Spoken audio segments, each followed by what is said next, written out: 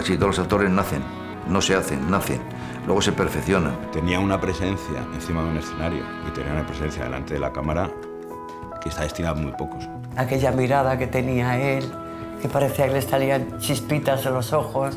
Vivió haciendo lo que más le gustaba, que era siendo un cómico. La gente lo veía como, no como un personaje, sino como una cosa real, ¿no?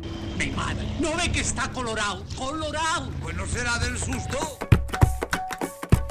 Señor, te damos gracias por permitir que la amistad y las alianzas aún sean posibles en medio de esta guerra tan cruel. Y por dejarnos vivir entre tanta muerte. ¿Quién es? La Carlana, la señora del pueblo. Cuánta tristeza en sus ojos. ¿Qué quieres de ti? Que aunque sea la dueña de media comarca, sigo siendo la hija de un cerdo. Nunca he matado a nadie. Pues ya es hora. No dejes que te atrape, Luis. Esa mujer es una araña.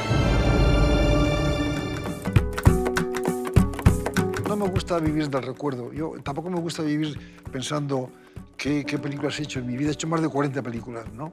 O sea, no se puede vivir del recuerdo, es absurdo. Hay que vivir en el presente y proyectarse hacia el futuro. O sea, mi padre es una persona que aparentemente insensible, fría, que no quiere hablar ni de recuerdos, ni de pasado, ni de nada, pero que luego no es así. O sea, lo que pasa es que hay que conocerle y hay que entenderle.